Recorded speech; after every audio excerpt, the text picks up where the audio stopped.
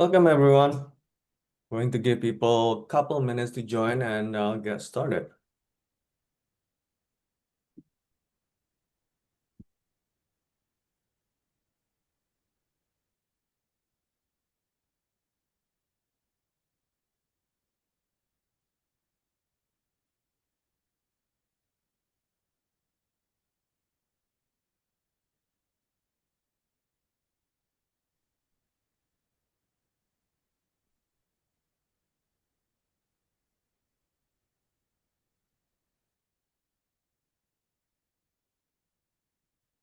Sylvia, good to see you. Hi.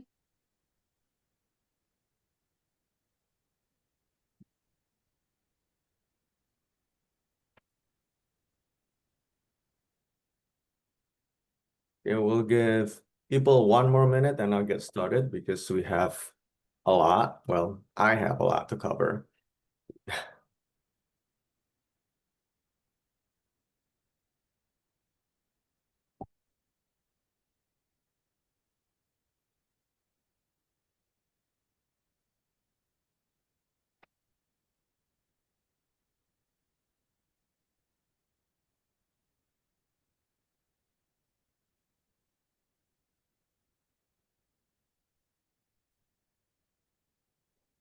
Can you guys see my screen? Yes? Okay, cool. Thank you, thank you.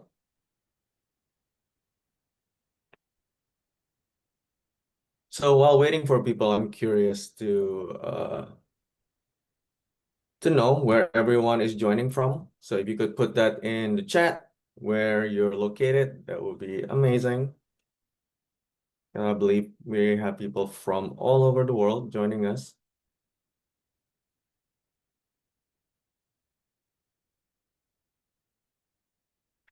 New York, Toronto, NYC, New York, Germany, yeah.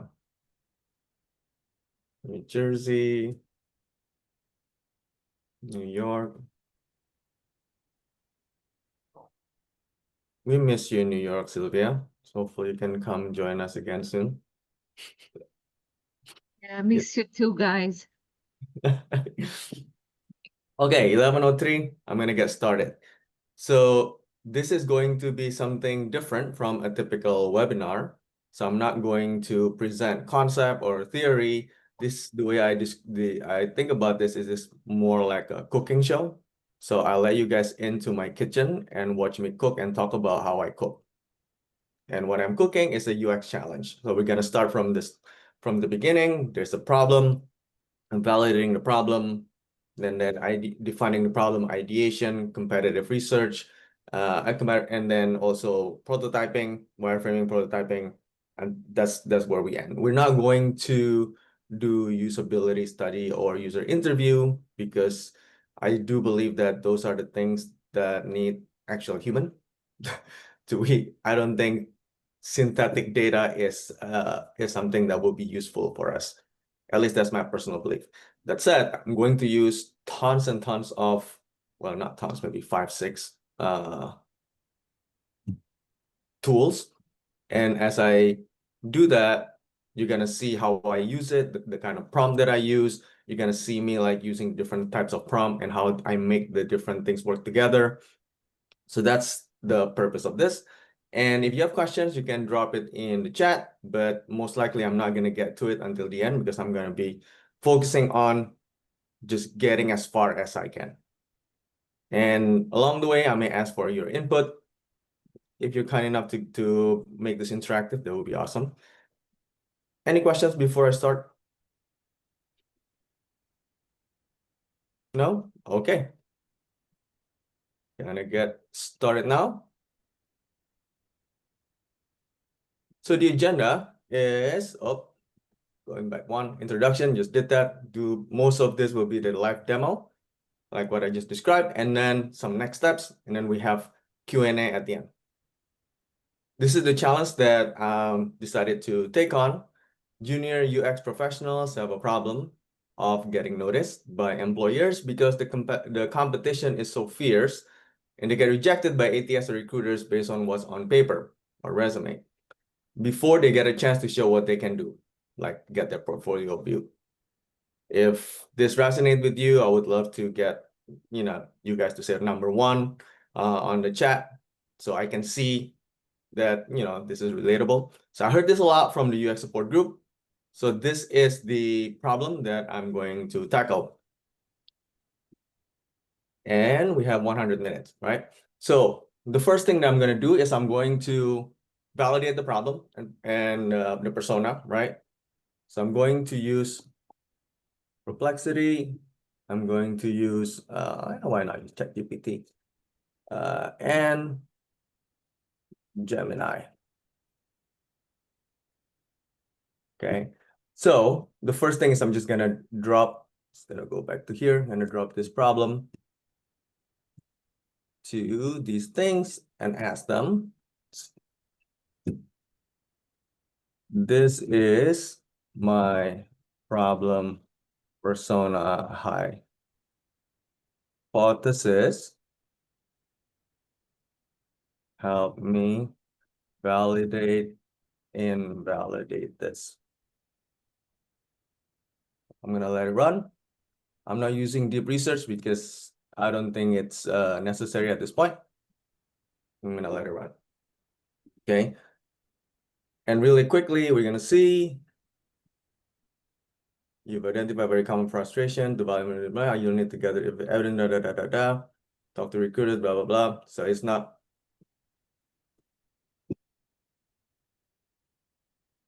do research to validate, invalidate this based on publicly available data. So sometimes you don't get what you're looking for that way, but here, okay.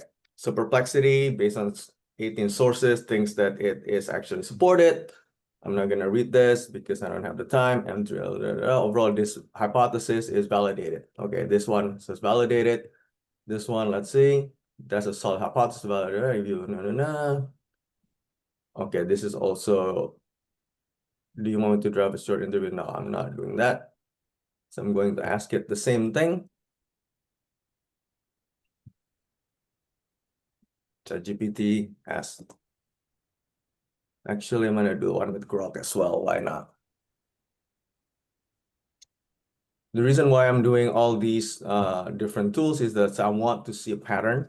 I don't want to just rely on one and have it hallucinate. Looking for high quality. Okay, this is doing work. Strongly validated. So Gemini and Perplexity validated the assumption. So that's checked. So while the other two are working on this, so I'm going to continue with the next step, which is to get this to define the persona. Do more in-depth research on social, I'm just gonna use on Reddit and X to gather more information to develop the main persona. Include quotes and how they describe the pain points and solutions they've tried.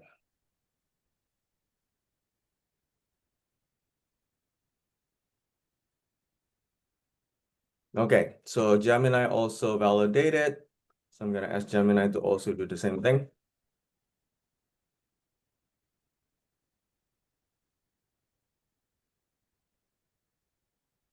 Largely validated again here. So this is good.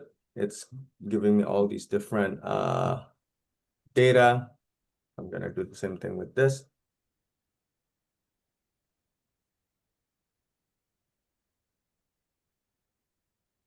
So it's doing the thinking. Okay, main pain points, Seeking feedback, okay.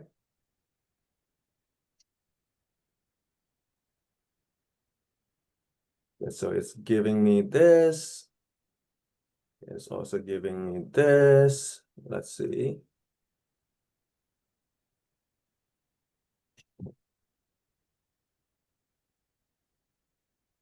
I'm gonna wait for Grok to finish, and then I'm going to move on to the next step, which is to create the persona, actually persona development.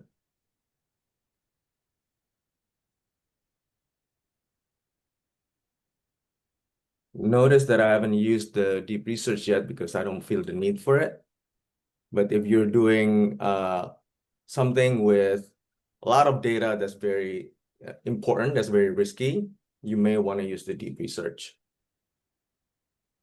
So this is, Grok is very good for something with social media because obviously Grok is connected to X more so than the other LLMs because it's owned by Musk. So this is persona done. I'm just gonna do one with the ChatGPT as well. Why not?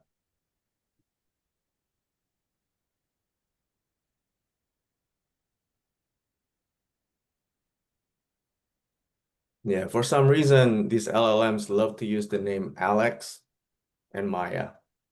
I don't know why. So it's creating a persona now. No, Alex non-binary. Background, blah, blah, blah, blah, blah.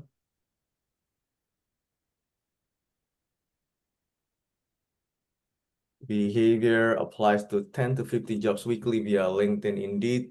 Spends hours tweaking applications, network via ADP list or LinkedIn. Motivation makes sense.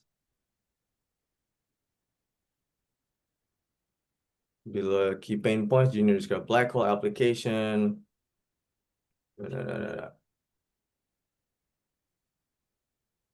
So looks like it's getting there. As you can see, these LLMs tend to bombard us with information, trying to do too much.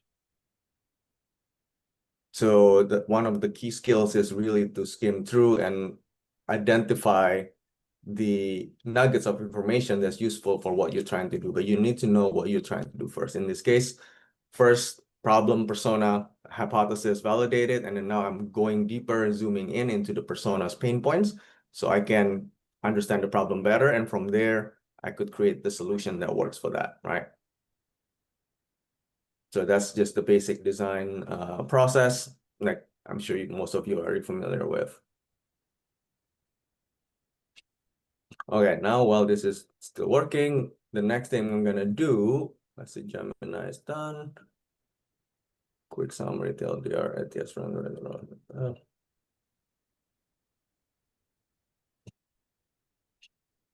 Signal persona. Okay, so the next thing I'm gonna do is I'm going to drop it into Claude and have Claude create the persona for me. I'm going to just copy the data with the new projects.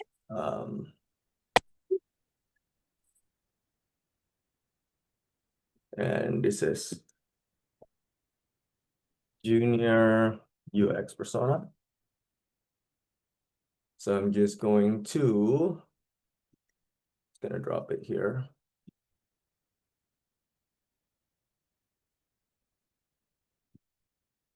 Here.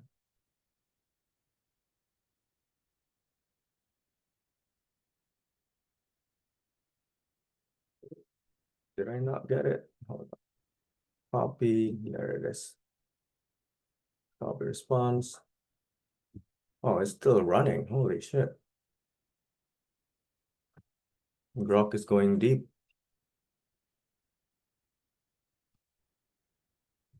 Yeah, I'm gonna give it a little time.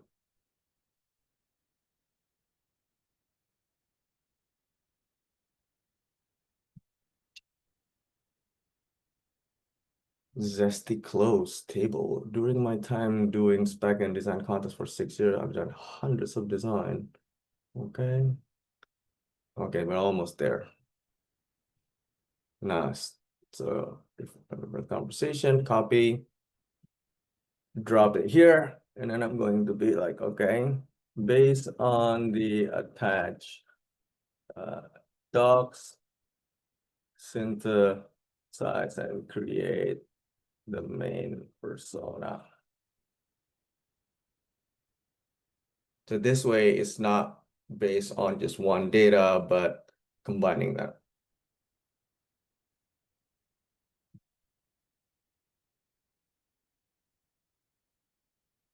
The application black hole. Does this resonate with people? 200 plus applications, 200 plus rejection. Yep, thank you, Kayla. Yep, reality applies to 60-70 position. Minimal response, emotional impact, feeling invisible, and questioning career choice. So ATS filtering before human review, right? And then ATS resume barrier, resume rejected before review, before portfolio is even viewed. Technical issue, fancy designs don't parse well in ATS systems. That's another one. Unrealistic job requirements, portfolio uncertainty. And then here's the other thing. I'm actually curious to hear if the solutions attempted resonate with you guys. Please put the number, number 1, 2, 3, 4. You can put multiple in the chat. I'm curious to know from the group. Resume optimization strategy approach, maintain 2 version. Anyone done that? Friendly design portfolio piece plus add ATS friendly text version. No one?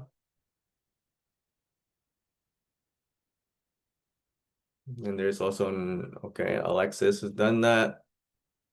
Okay, Isha, Kayla done 3, portfolio refinement. Alternative experience building. I think this is one of the things that a lot of people recommend. Number 4, alternative experience building, like volunteer project. We talk about this a lot.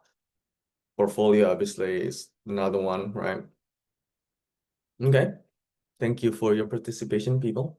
Emotional journey and mindset. Frustration peaks after weeks of silence following perfect fit applications. That's when we feel frustrated. Reaching final interview rounds, but losing to more experienced candidates. Receiving generic rejections with no actionable feedback. Resilient strategies. Views each rejection as learning opportunities. Blah, blah, blah. Technical chance. Okay, so I'm gonna go to the bottom. So Jordan represents the gap between having UX skills and proving them in a saturated market. They need tools to help them get past resume screening stage. Okay, so this is good. Copy this. Now that I have this, I'm going to move on to the ideation.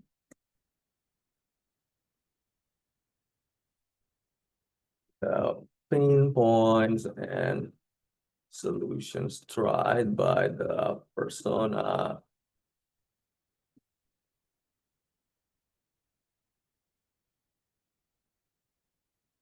Idea on solutions that we can build to help this persona.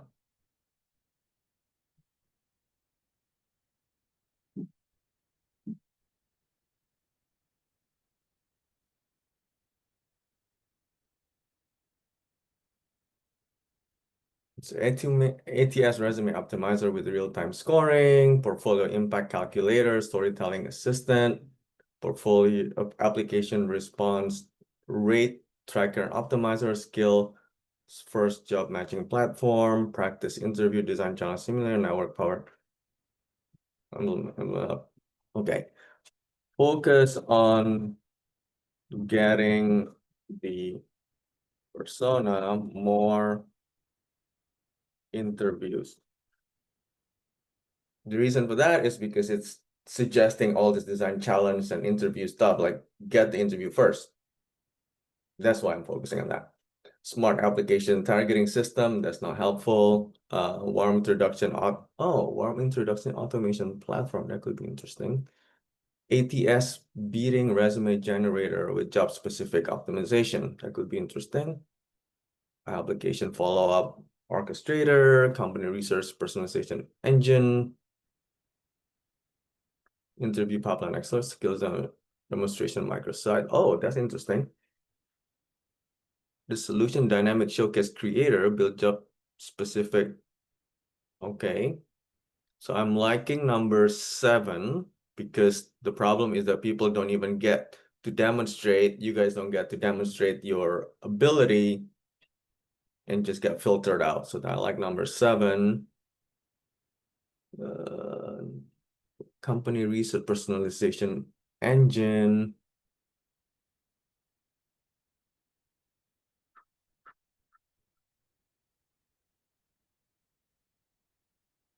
This is the app focusing on the application. Okay, I'm gonna try one more thing. I like 7. Come up with more ideas that focus on helping the portfolio of the candidates get seen by hiring managers.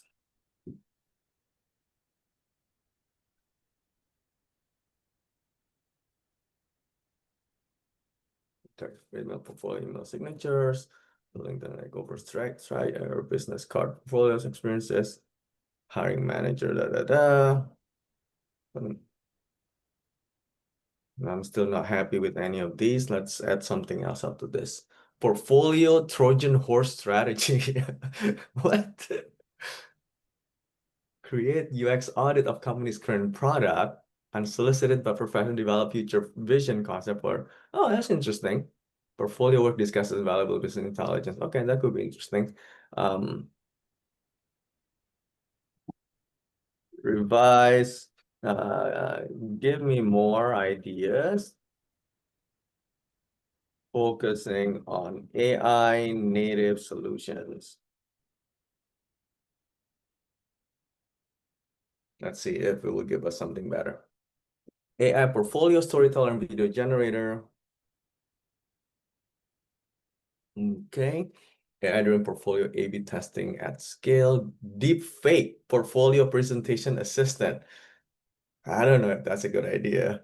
AI job description decoder and portfolio translator. Job description analysis tool that analyze thousands of job requirement, translate back terms within the specific portfolio needs, map kind of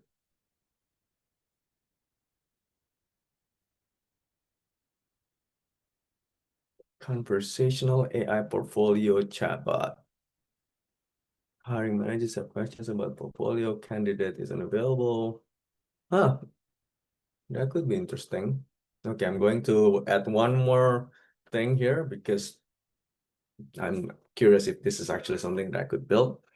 I run a meetup group with 8,000 plus members. I want the candidates are the members. Okay, let me say it. Who, including both hiring managers and candidates. What can I build to help solve this problem for the persona?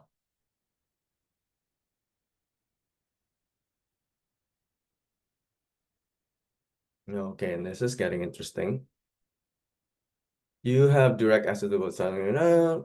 AI pre-matches candidates with relevant hiring manager based on skill needs, 10-minute structured portfolio reviews in rotating sessions. Okay, so it's like a matchmaking. Anonymous portfolio feedback pipeline. Hiring manager won't give honest feedback publicly. About hiring manager education series. What is that? Hiring manager don't know how to evaluate US portfolio effectively. Education program that community-driven portfolio peer review network.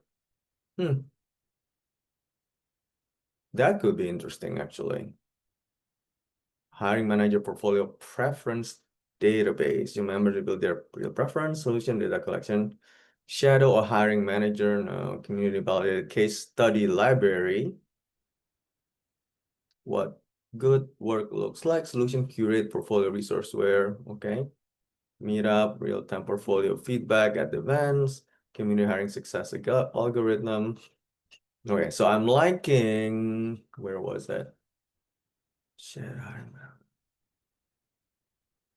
I'm liking number 34 because this could potentially connect people on different levels in an interesting way. Okay. I like number 34. Let's develop further. What give me the list of 4 tasks focusing on the hiring manager's experience first. The reason for that is even though our persona is the candidate, without the hiring manager, because that's the demand side, we're not going to solve the problem for the candidates, right? Core task, hiring manager experience focus, hiring manager onboarding profile setup. No, I don't need the profile setup. Portfolio matching and assignment, okay. Structured portfolio review process. Feedback delivery and candidate interaction, submit feedback without recognition and community building, data-driven insights and learning. Access.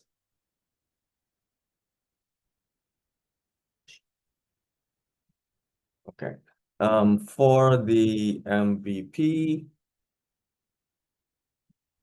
so this is like where we're going into the product management territory. For the MVP, create a prioritized feature list ordered by level of effort versus value.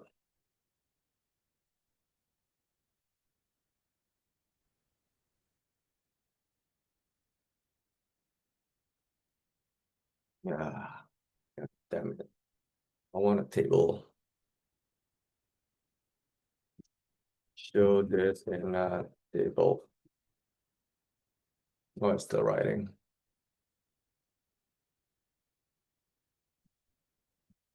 She's still writing. Waitlist management, phase 4, blah, blah, blah. You know, whenever I see this, my eyes just glaze over. So I'm like, just give it to me in a visual way. No, still writing. Okay.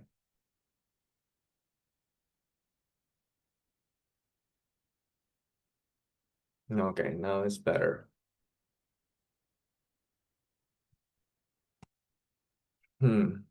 Simple hiring manager registration, manual portfolio assignment, basic structure review form, candidate portfolio submission, basic hiring manager dashboard, review completion.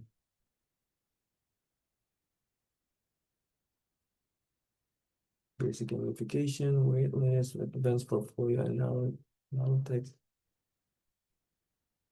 Okay. Identify the key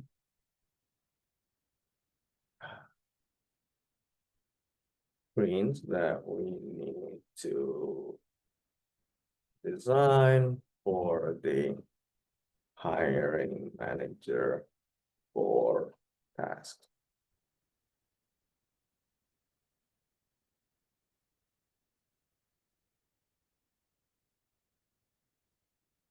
Okay.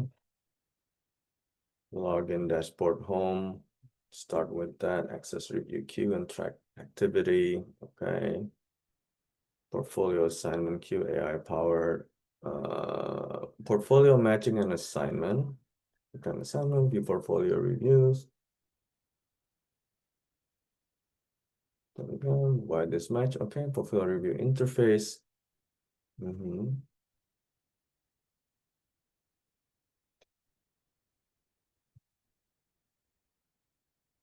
Review form, structured feedback. Okay. Review confirmation impact. Review history and profile settings and preference. Mobile consideration. Okay.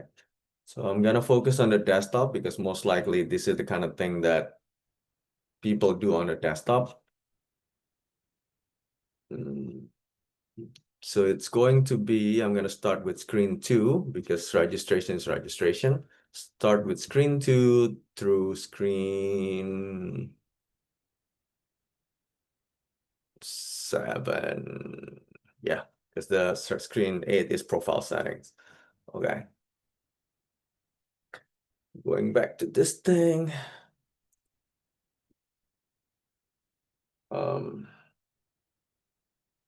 Now I'm going to do, so we got the ideation, we have the flow, we have the content. I'm going to start prototyping it. I want to include extended thinking because it will be done in coding. Create.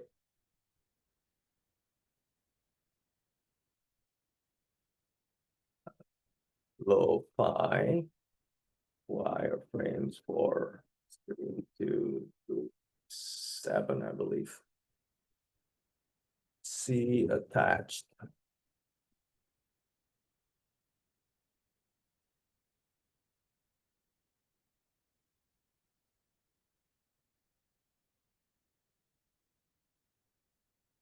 Yeah, for a lot of people who are fairly new to using AI tools for UX stuff, typically this step is where you're like, what the hell is happening? No! Yeah, I had that moment too. But somebody like Alexis is unfazed by this, like so used to this.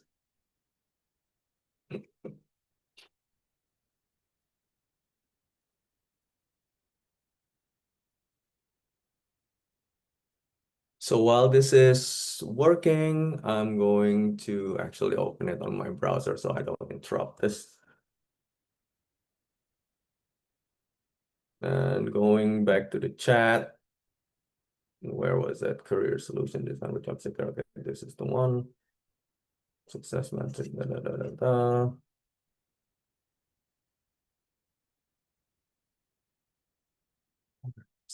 I'm looking for the description. I'm just gonna ask it.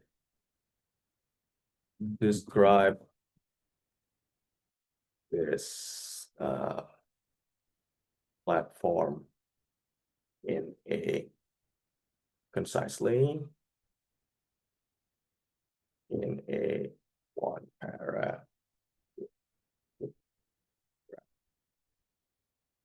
Okay, so it's done. The wireframe is done.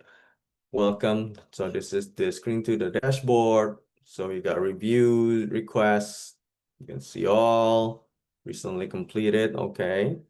Your impact. Oh, that's nice. Okay. Screen theory 3, portfolio assignment queue. So this is from these things. Mike Jones, Lisa Wang, accept. Portfolio review interface. So this is an iframe. So this could be interesting. Section 1, overall process, visual design. Okay.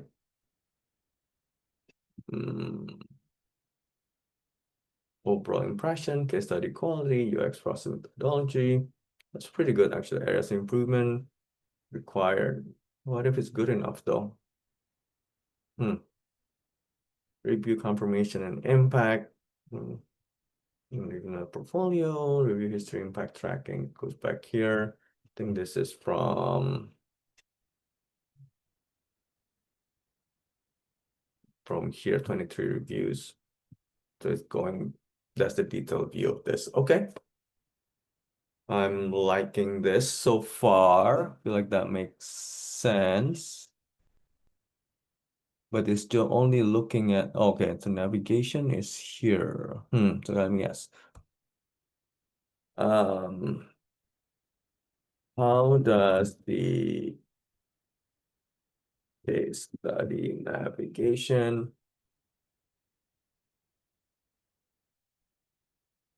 in screen 4 work with the side nav?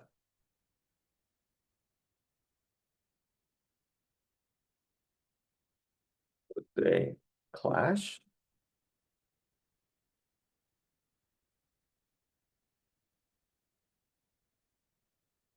Okay, now that I have this, I'm going to, while that's working, I'm going to run a competitive audit agent. So this is something that I already created. So there's an instruction I gave it to basically do competitive audit. Just gonna ask me some questions and it's gonna run while I'm doing that. Conduct a read. I need to clarify the focus area platform. Which portfolio.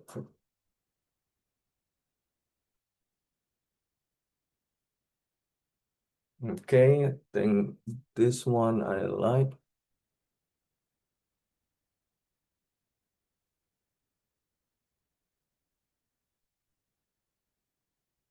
And this. Okay, I'm gonna go back to this now. Let's see what it says. Good catch is definitely potential US conflict. You're right that having two competing navigation systems could create confusion. Let me break down the issue and suggest some solution.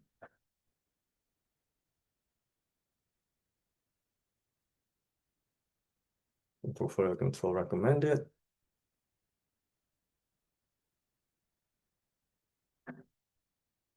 This is making it more complicated than necessary. I feel like non-navigation conflict.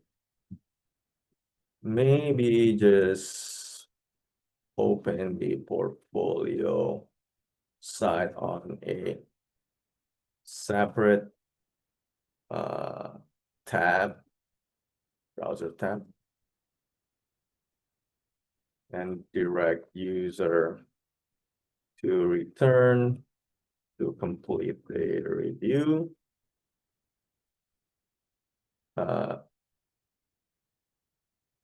This is a similar pattern used by user testing sites. Okay, let's see what's going on here.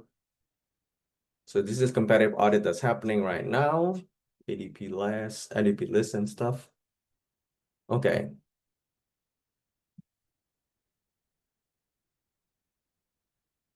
Portfolio review process, UX folio is good, seems like. Mentor individual consultants, highly personalized video critiques.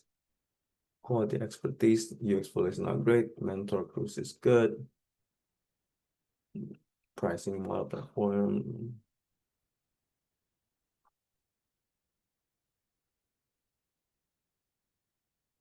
Highly personalized.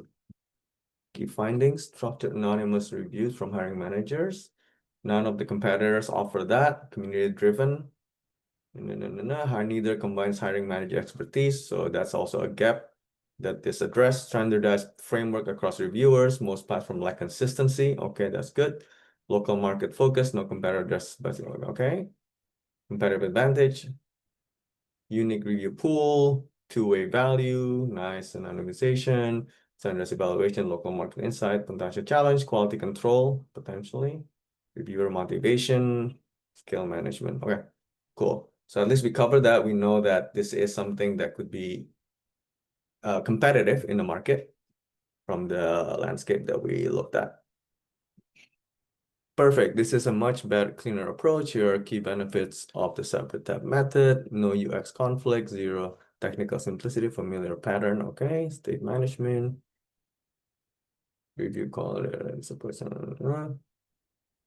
Okay, cool. Turn this into a clickable prototype so I can test the flow.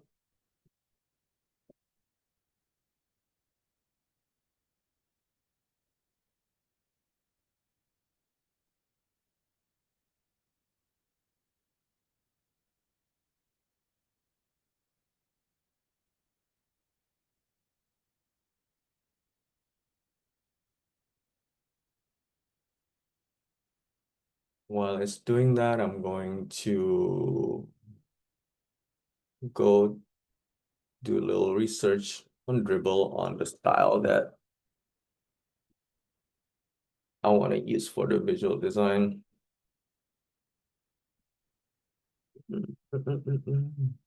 Some things. I want it to be modern, friendly, but also professional. I kind of like this, but that feels too close to LinkedIn.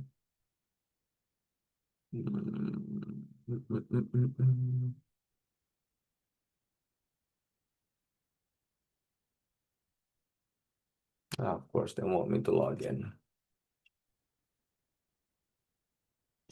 I wonder if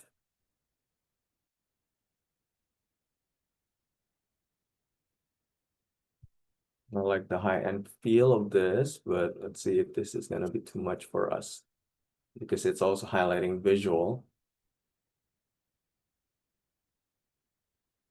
high impact images, and simple. Okay, I'm gonna use this as a reference.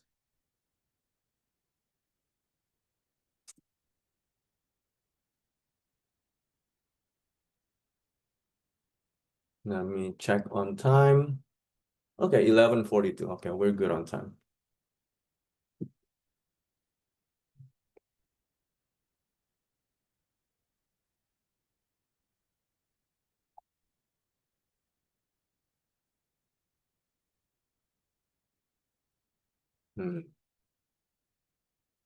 Is it done? Okay.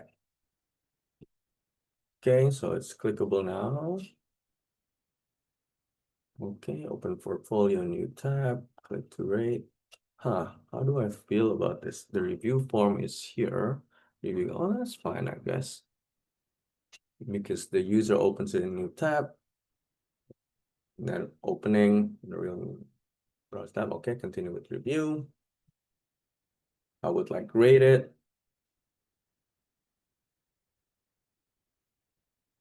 Oh, again, nice.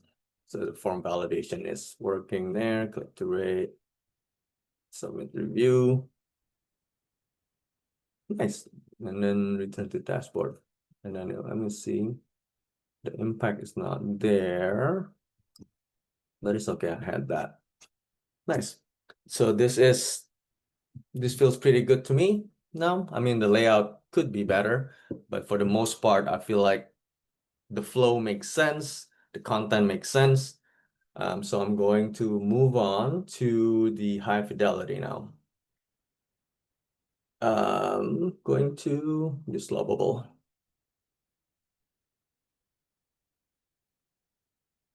It's Lovable. So earlier I had this description of this thing. So this is what we're gonna use.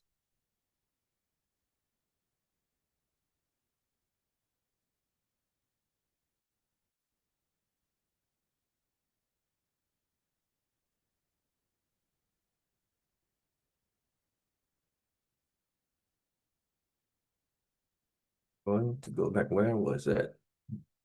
Need to go back to one level up. Was it here? Yes, I'm gonna use this again. Can I just copy this whole thing? Let's see. Might be too much, but let's see. I'm just going to just give it this.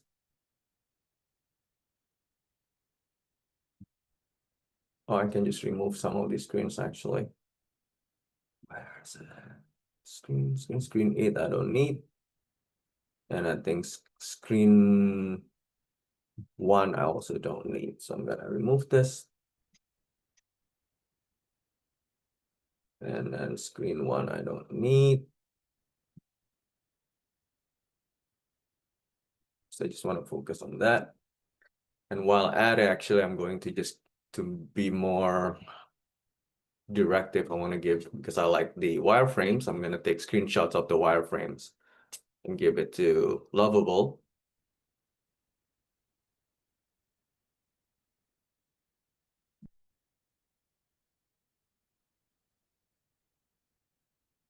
Nice. Let's see how it's responsive. Love it.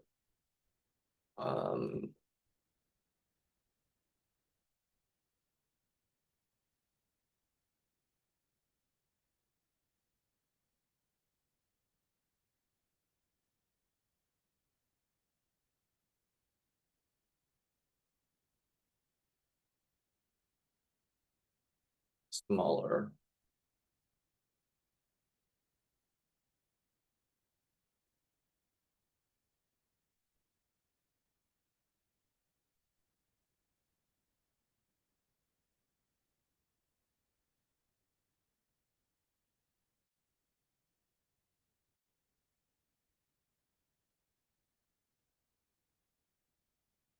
Wait, how come it's not allowing me? Did I miss anything? Oh, I didn't open the thing. That's nice. Safeguard against that. Continue with the thing. Oh, I didn't put enough characters.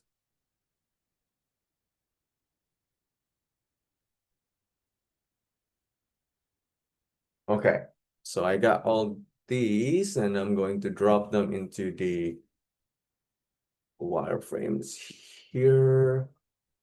Attach image. Oh, that's iPhone. Enter the waiting room. Okay, that's iPhone. You can come.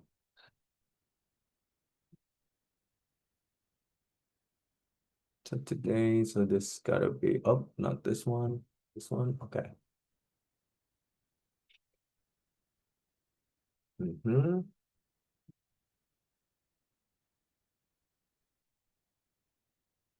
Success metrics per screen, so I'm not gonna even bother.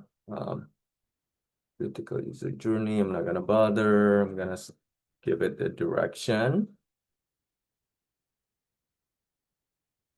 Use visual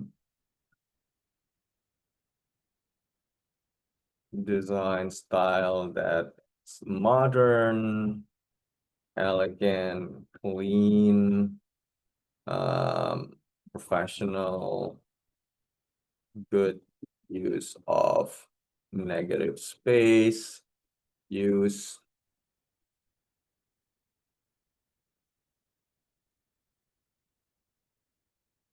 Bang of Labs, and it's just apple.com also as inspirations. And here we go.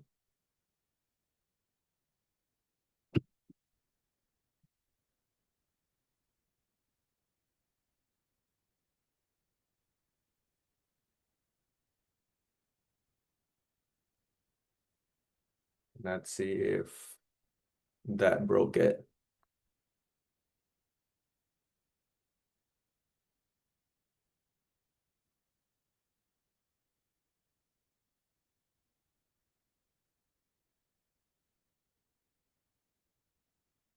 So it's building it right now. Let's see what we get. I asked a lot of it, so it may take a little while. Unfortunately, I don't have my balloon animals with me today to entertain you while we're waiting for this. Maybe another day I'll upgrade to that.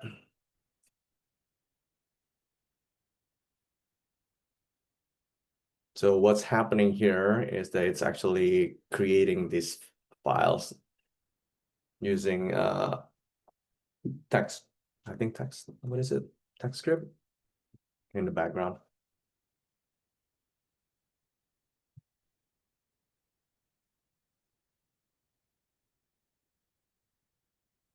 Yeah, it's less than an hour so far. So this has been going really well. I could have gone deeper on certain things and review more normally, but typically it's a good practice to just go to the end really fast.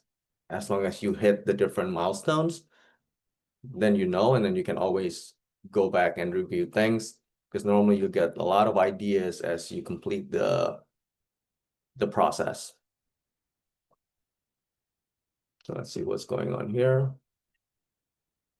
The top for 1 second, top for 1 second, okay.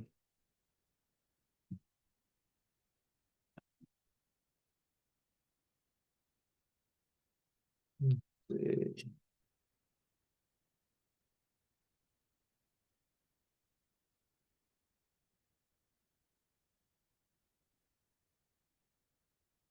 This is something actually. Let's see if bold will give us something better.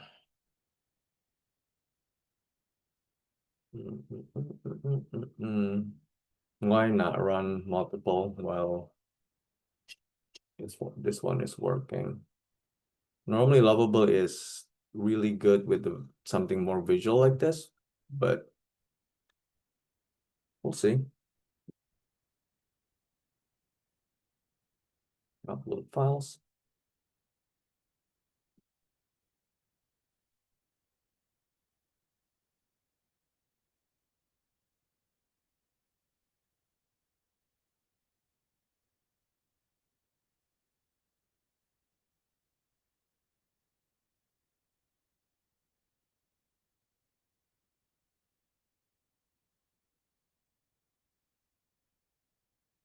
Close this, we don't need that.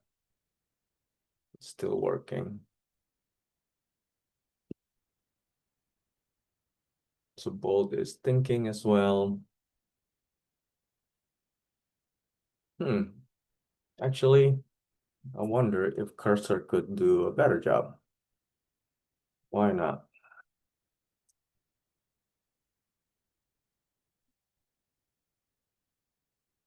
I'm gonna open and I'm gonna create a new folder for this so that we can see what that looks like locally if we build that using cursor versus these other two things on the cloud.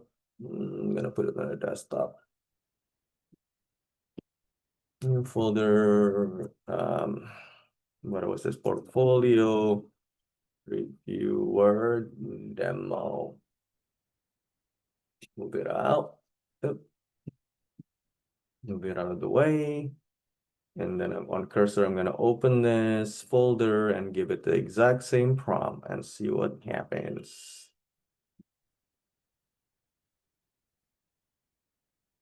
Okay, so this is cursor. So you guys can see what's happening while these other things are working. Again, copy the entire prompt, this massive prompt, give it to cursor and add the files.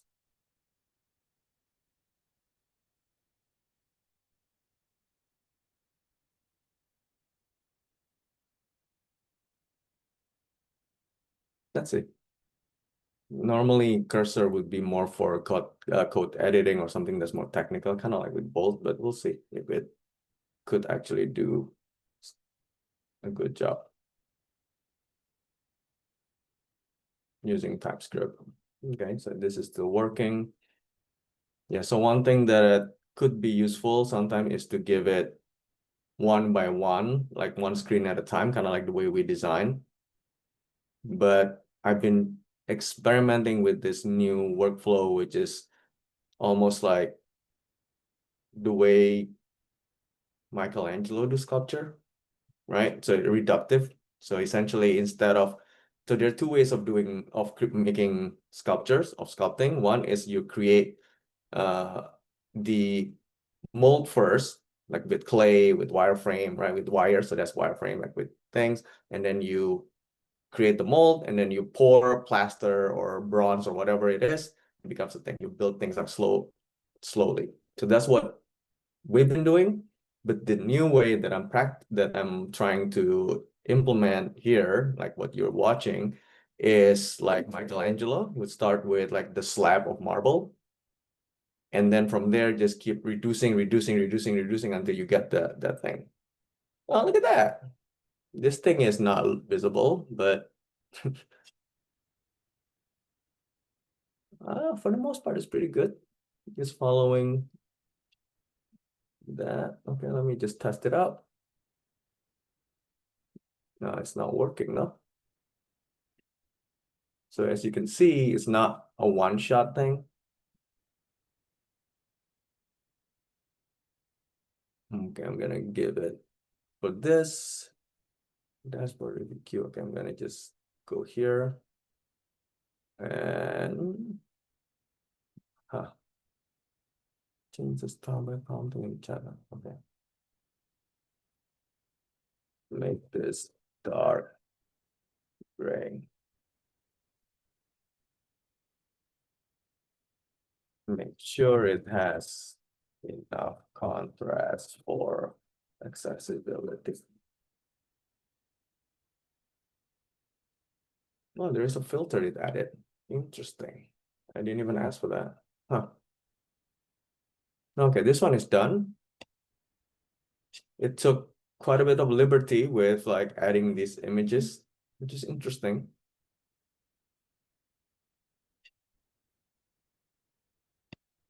This one in progress. I like this recently completed thing. Well, recently completed, but it's in progress. That's interesting. Let's see if this works. Oh, this one works. Ready to start review. Okay. Open a new tab. Of course, doesn't work, but gonna blah blah for now. To test the flow.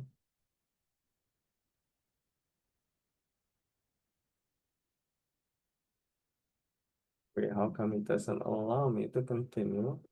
Or maybe I need more character now.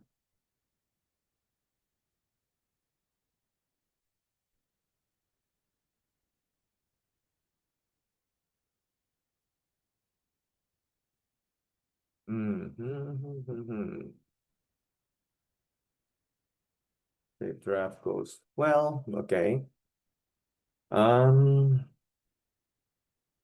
For the portfolio site to review, use google.com and make it open in a new tab. Also, I can't submit the review form. The submit review button remains disabled, even though I've completed all fields. Look into this. Okay, let's go back to the Lovable and see what happens here. Oh, it still doesn't, so it lies to me. Let's see. I mean, refresh actually. Maybe I.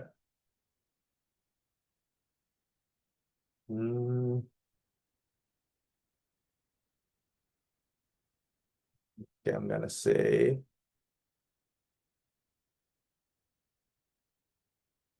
restore.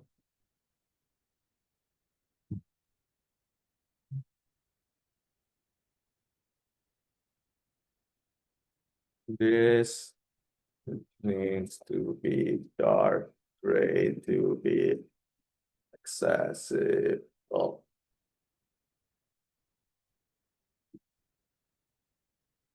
And I'm gonna check on cursor now to see what cursor gave me.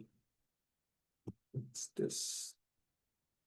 So it's installing a lot of things here. Run this command, run, keep all. You see, it's actually installing things. The reason why it's doing that is because it's locally, it doesn't know what I'm doing, right? While on Lovable and Bold is already set up, so it's pre-installed, so it's only doing one thing while cursor is doing everything. Okay, so this is that. Okay, submit button should work now. Oh, look at that. It does open it. So it works. And then this.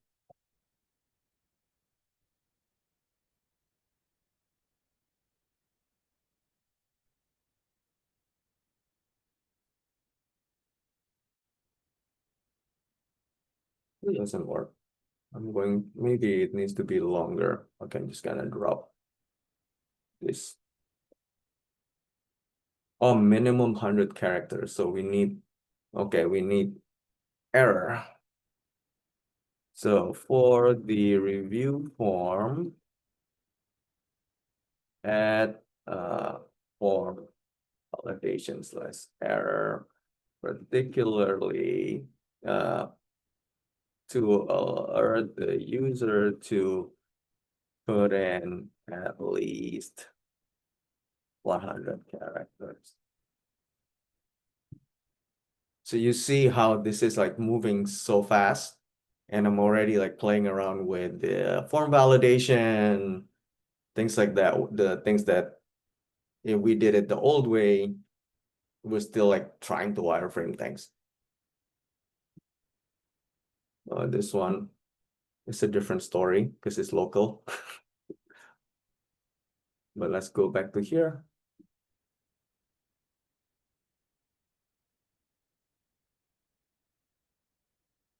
Where cursor is opening a tab. What is it trying to do? Oh, there it is. So this is the cursor version. It looks more bare bone, not as good because it's more like a coding thing. You need to train it more, even though I gave it the direction of using Apple and Bang of Olufsen is not as good as Bolt and Lovable. And Lovable hits. I mean, Bolt hits error here. It's trying to fix it. So far, I like the Lovable version the most, but this thing is really bothering me. Why can't it just fix that thing?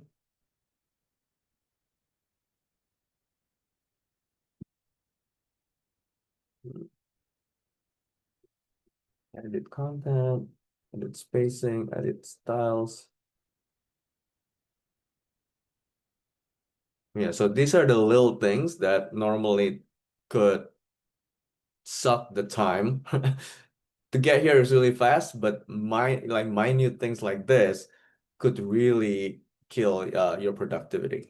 So what I'm gonna do now is that remove the left nav altogether and add them to the top as part of the header.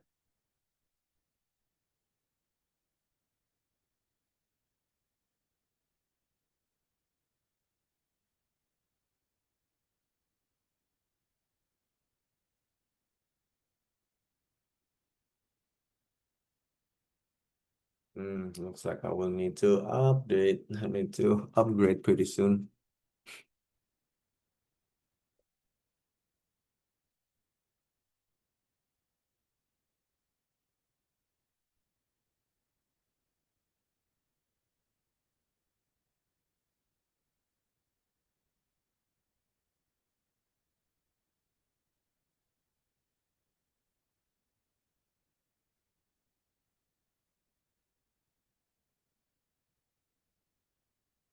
Okay, so it did it. Nice.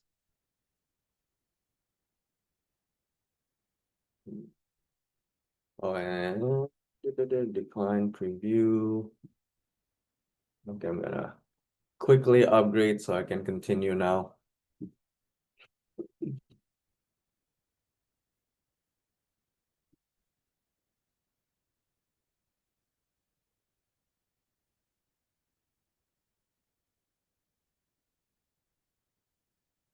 This is still hitting this. Used up the token, hit the limit. So I'm gonna abandon the bolt because I like the lovable version better anyways.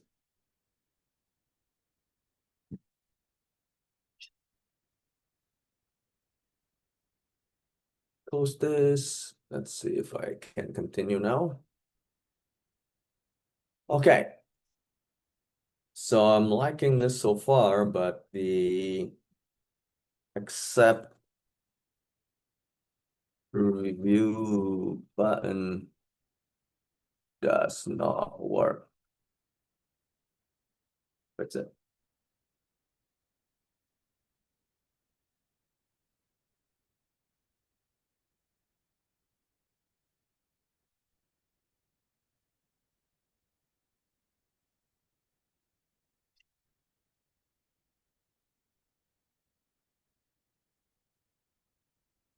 is it logging accept server, but it's on logging the call. So instead of doing something like anything, then proper function accept button. Okay. Let me see if it's actually connected to the other screen.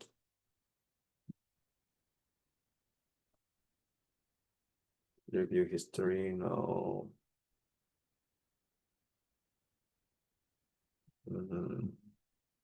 Portfolio assignment queue profile.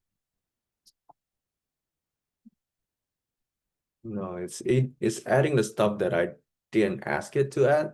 It's trying to be too helpful, but it's okay. I'm gonna stop this and I'm going to give it the actual wireframe again to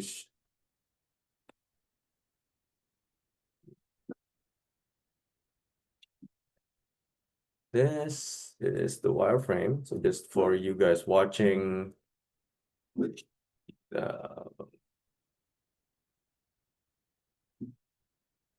this is the one I just gave it. The wireframe that we got from Claude earlier for the review. And then I'm going to get the description again because Lovable ignored me. Some review form, structured feedback. I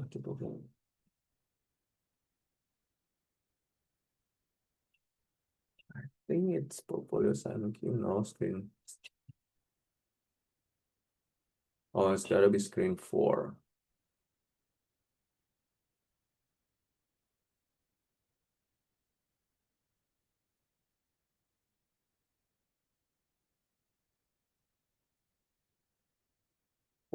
Five. I'm just gonna give it 4 and 5. 4, 5, and 6. Why not?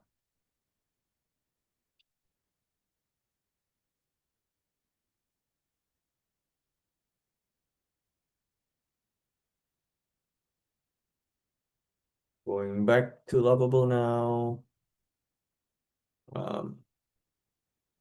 Add the following screens as part of the task of reviewing the candidate portfolio. And then also earlier I mentioned that I don't want it to use an iframe instead of an iframe. Have the candidate's portfolio open in a separate tab.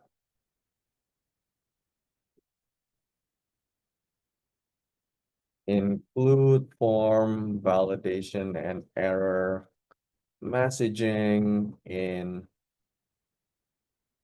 the form. Let's see if you understand that.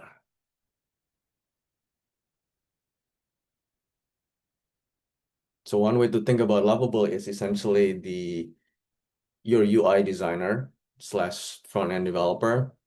A lot of times it's better, like I said earlier, to give it one screen at a time.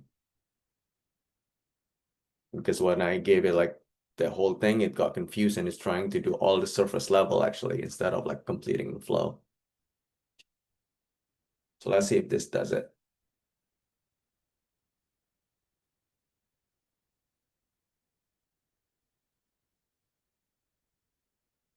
So while waiting, I can go to the chat and answer questions. I'm just gonna scroll up. Okay, so Slata asks, why specifically Reddit and X for data gathering? So earlier, because those are user-generated content, right? So those are almost like, it's not specifically replacing primary research of like asking the user directly, but it's as close as that. So collecting the actual data from them as opposed to data that's already synthesized and reported by other researchers. So that's why I want it to be as close as possible to the source. That's why I use X and Reddit. Okay, so Claude, that was answered. So Monique is asking, I hear about companies passing candidates because they use AI for resumes and cover letters. Do you see using AI to help build your portfolio as a problem? I do not see it as a problem, and I also think that the companies that are using and that are disqualifying candidates for using AI for resume and cover letters are short-sighted, because I bet you they're also using AI tools themselves. So I feel like that's hypocritical of them. It's making people work harder because they feel like they have more power and they're privileged. I would say use all the power, the tools that you have, at your disposal, and just go fast. It's like making why not make the candidates also write the resume using typewriter? Might as well. That's my take. Yeah, create a file. So this one, accept review, accept, still doesn't work. But let me see if it's actually created. Okay, so it's been created, but it's not connected. The portfolio could not be found. Interesting. What is this? So this one exists, the form. Okay, this one exists. So this is the painful part of using these tools, is that you'll discover some of these things. But this one doesn't work, like the simplest things. Okay, so I'm going to tell it the portfolio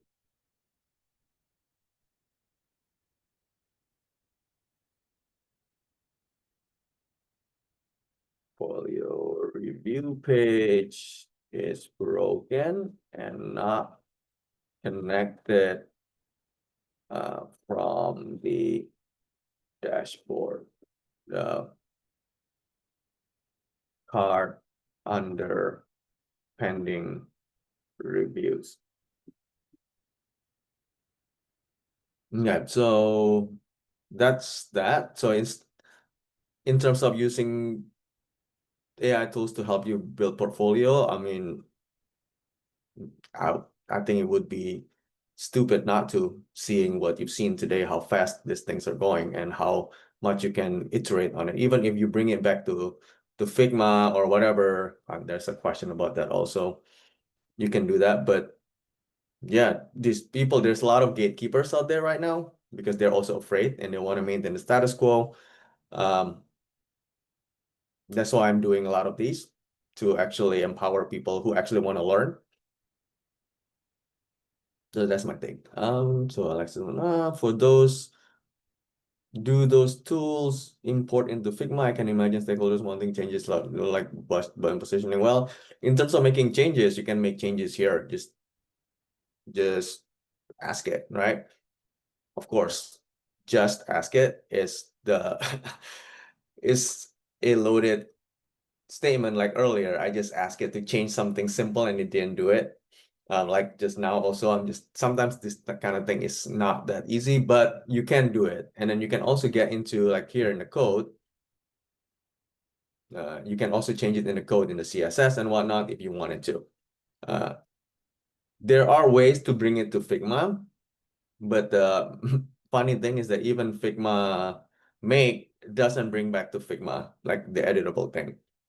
The way to bring it back to Figma is to use some kind of Chrome plugin or browser plugin and to bring it back.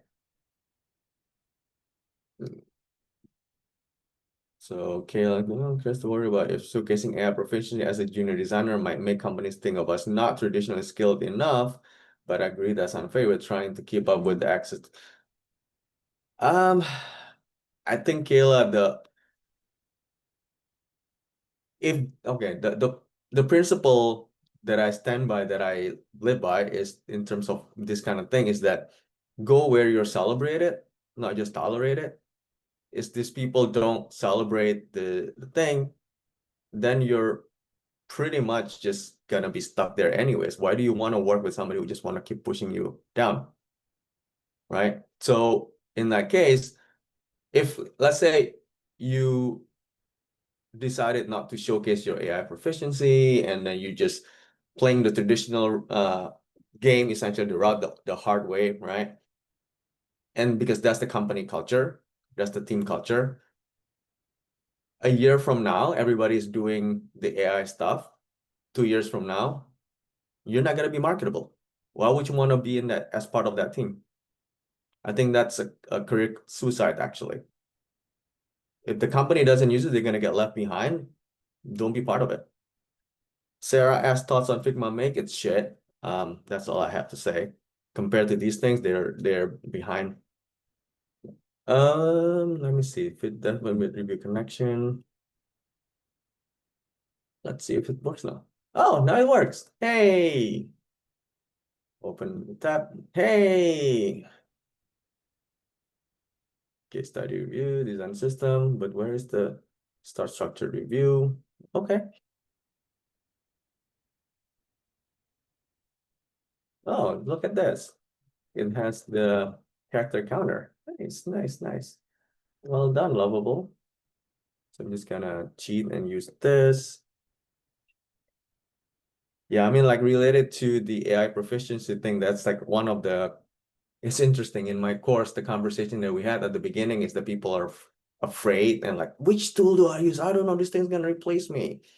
Week 3, they're like, this thing's making it too easy. I don't want people to think I'm lazy. I don't want people to think I'm cheating. I'm like, "Oh, which one is it?" But that's essentially the conversation you're gonna have because this makes it too easy, too fast sometimes. And people who like like who don't know this will gatekeep and will make it like make you do the hard way. Okay, I'm gonna keep going this. Okay, so submit review. Please complete all required. Oh, there's the maximum. Oh, okay. Let's see. That's nice, the error validation. So this is the kind of thing that really helps because these tools already have the best practices in place, right? So error validation like this, when you test it, you can already test like what's the right amount of characters, for example. So you can go deeper versus just staying on surface level. Look at that, review submitted successfully. So let's say that I'm actually curious. I'm gonna show you guys one more thing. I'm liking this, but I want the dark mode. So I'm going to let me just publish this actually. Publish this real quick.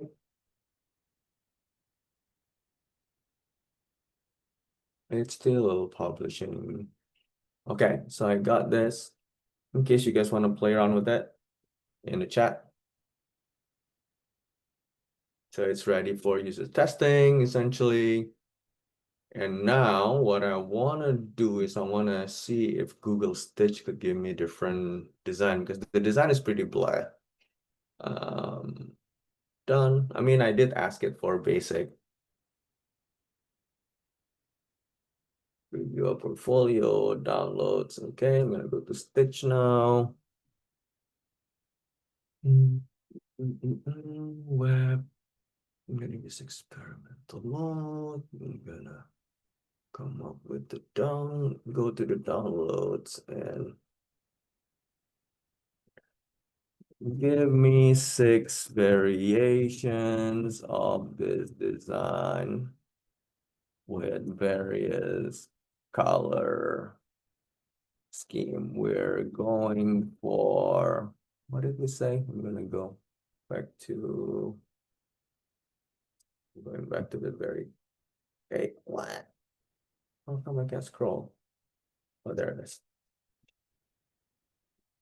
Let me see, where did I say that? Keep going, oh, here we go.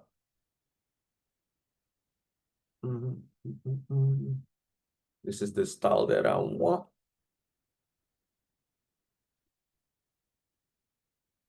As inspirations. Show me 3 light and 3 dark mode.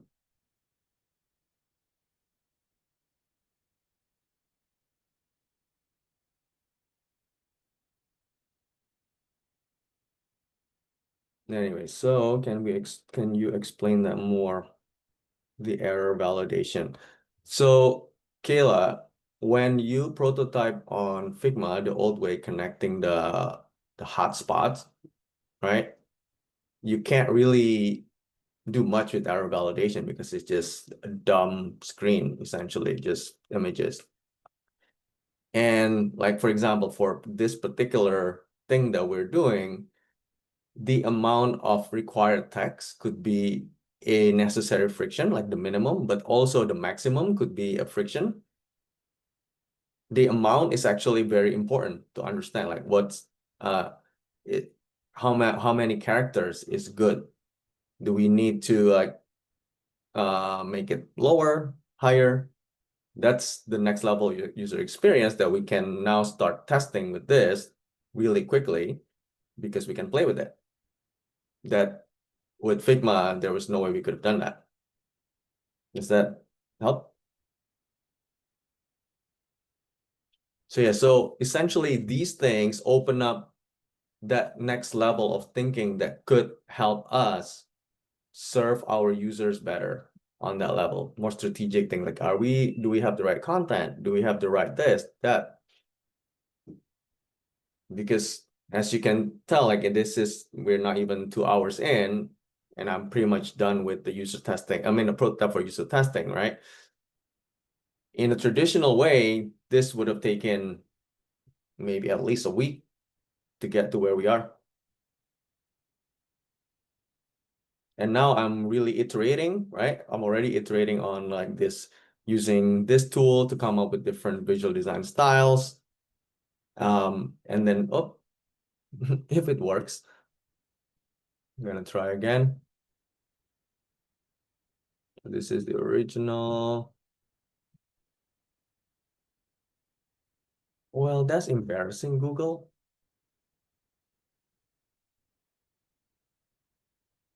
So with this tool, the reason I want to show you guys this is because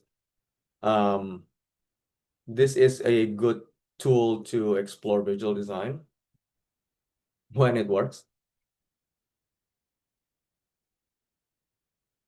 Yeah, and also the other thing with a lot of these AI tools is that they've been trained on the best practices in UX and accessibility potentially, right?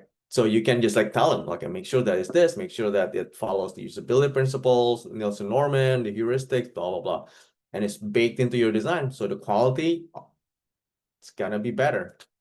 This is actually super useful for somebody who's more junior, but also for the senior people, we can ask the different tools to make sure that we don't have a blind spot. Okay, so after this thing is done, then I'll talk about the next steps, and then we can have Q&A if you guys have more discussion, and we'll end. Okay, let's see if give it one more minute. So this didn't go so far with cursor. I need to give it more direction in terms of the design.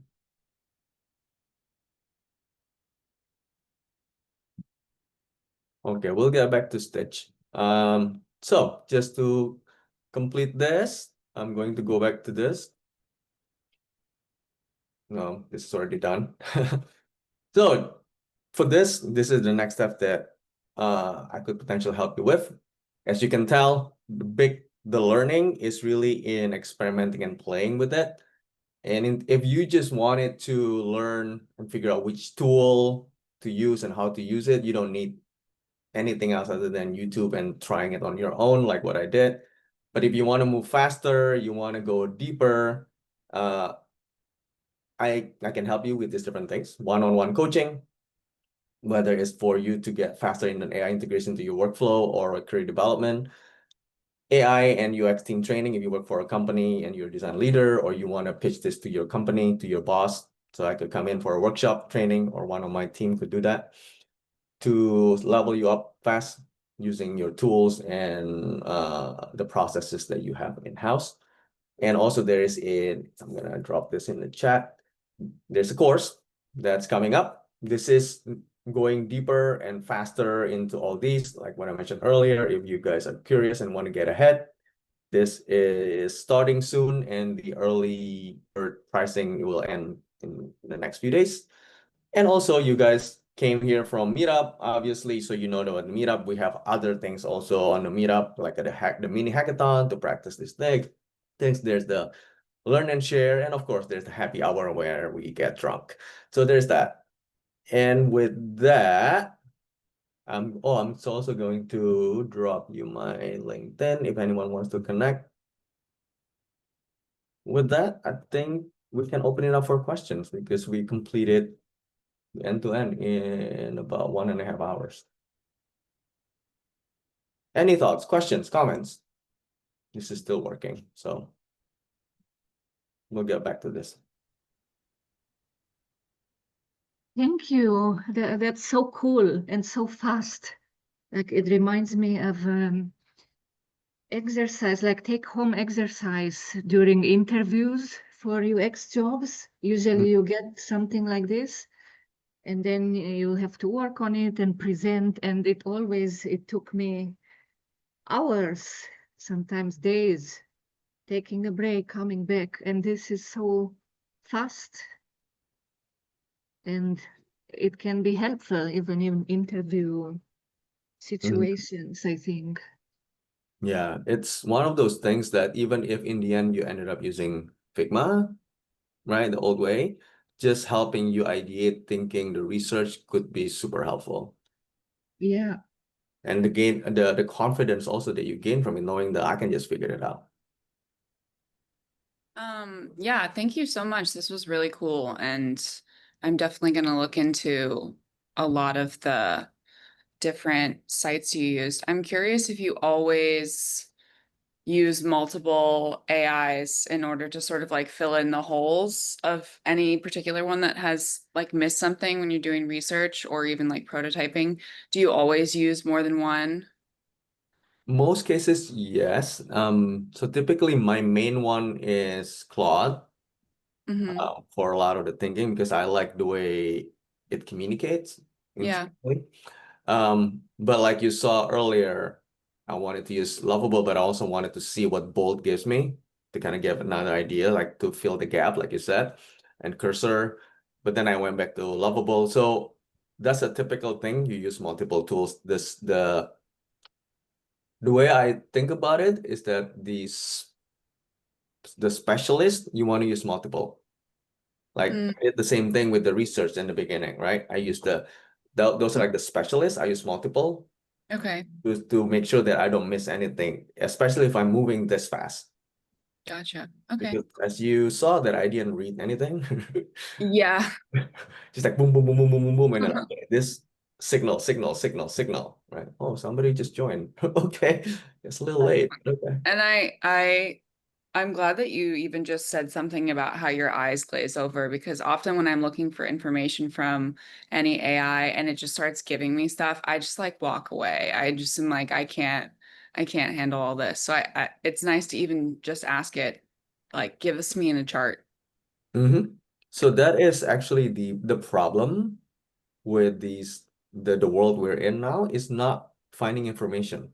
So a lot of my students come to me not saying that give me information. No, because they have too much information. They don't know how to Yeah. distill it, how to actually ignore the irrelevant ones, right? Because at the end of the day, like even just the thing that we just discussed, okay, just use one for the main thing, and then for specialists, that's when you use multiple.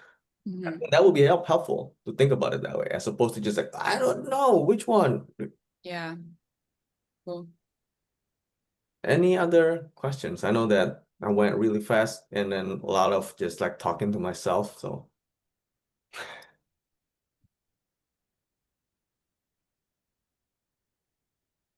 No other questions? If you build a real website, like a client website, let's say, would you recommend to try to use Lovable and publish and connect to a custom domain? Or, for example, I'm still using Squarespace for such things. Yeah, Because, Squarespace you is know, lagging behind. It depends on obviously depends on the functionality and the features of your site, right? like a simple website, let's say, for a for private practice of doctors. They just want to have an internet presence and a contact form. So, There's another one, which is this one. This is before I use Lovable. I use this to build this website, this entire website, my course, right? Everything is just built using vibe coding essentially, and it has the contact form, like you said. It's in fact, like embedding videos like this was so easy. Just like, okay, just add another one, and boom, done. I'm like, whoa, and I just gave it the YouTube URL. What is your experience with then like, yeah, like copying the domain, or like if you're using a Square site and then asking it to use the Lovable? I've had problems before, like Squarespace and any of those like domain sites, they like really prefer you obviously to use their own sites, and it can be so hard to be like, no, I made something, use that. Have you found any friction with that? It's not that hard. Mm-hmm. You know how to do it, but if you've been using those things, they try to make it harder for you, Yeah. right? So one way to do that, like when I tried to do it for that, was I was using Google Domain, and Google like sold their domain company to Squarespace, blah blah blah blah. So whenever I hit the wall, I just take a screenshot and ask Claude to help me. Like, what do Cool. I do next? What do I do next? Screenshot. Yeah. What do I do next? And then it helps me that way. It's not that complicated, actually. That's the other thing. Now, more and more, we need to be more comfortable doing things like that, troubleshooting with also the code, right? Mhm. Then ask it, just take a screenshot and just take a screenshot of the console and like, okay, what do I do? Yeah. Do you feel like, and don't use AI as much as you do, obviously, and I feel like maybe you've heard this question before, but even just using autocorrect in text, I feel like that I have like less access to my own vocabulary than I used to, because I'm like letting someone else do it. How are you making sure that you're still using your brain? So right now, I feel like my brain is overheated. Oh, okay. Because like if you think about it, the decision that we make thousands of decisions a day, right? And some of the decisions require more power than others, just like AI does. By using these AI tools, I abdicated the low-level decisions to the AI. Now, the danger of that is then if I didn't push, then I could just like, okay, I'm done with the first round of wireframe, right? But because the AI took over that low-level work, then I could get to the high-level work more, the strategic work more. So Yeah. the question that we should be asking is, now that I have this time and resources, what else can we do to make it better? What else can be better? There's always something that we can do better, right? So like, for example, with that whole prototype earlier that we talked about with the form validation, was doing that for in Figma for a client in the past, I'd have been done before the form validation. Form validation, okay, we'll worry about that later. Because like it's already like over the time that they allotted for the thing. Yeah, that's true. Okay, cool. Thank Yeah, you. so it's really up to you. Yeah. To like just keep going. Yeah, so there's this exercise from Airbnb.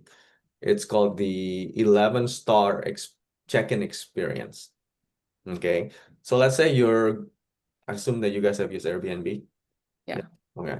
So when you check in, it's one of the most important point in the experience, right? For the guest. So if it's like basic, normal, you get there and then you can get in, maybe 3 stars, right? What would make it 4 star? Well, when you get there, the host greets you, maybe. What would make it 5 star? The host greets you and bake you cookie. It's fresh made, right? And then what would make it 6 stars? The host would pick you up with balloons, right? What would make it 7? Like you keep going, and by 11 star, you're taking a tour to Mars with Elon Musk as part of your check-in experience. Right. I don't know if that's actually a good or bad thing, actually. I don't know. But that's what I love about this whole thing, is that it actually opens up possibilities for us to dream again, to actually come up with like, oh, how can we serve our users better? Which is why I believe that if we embrace this will make designers more and more valuable, because we'll show the value. And like what I just showed you guys, right? There is no reason not to do user testing now, because the prototype is done. Yeah. Very cool. Thank you so much for this. Was super informative. Right. So there's a question: how do you keep on top of what AI tools are relevant? Imagine if Lovable goes away in a year. I don't care, because I'll learn something new fast. Not just me, but as you can see that I was moving from one to another, I'm guessing that you guys were able to follow along also, right? There was nothing, the interface is pretty much the same. It's abstracted quite a bit. And that's why Figma is gonna die. I know it's a big detour, because they're trying to keep everyone inside. Their business model is based on people using their tool within the walled garden. Now you can jump around between different tools easily. Then they don't have a business. So I mean, for the next whatever, as long as the gatekeepers, big corporations, still want to keep the old version and the old process alive, they'll be okay keeping that, but it's just gonna keep going down, because you can't really compete with the pace of innovation, of iteration like this. The small companies are going to eat up the big companies pretty soon, because they would iterate much, much faster, serve the customer much faster, much better.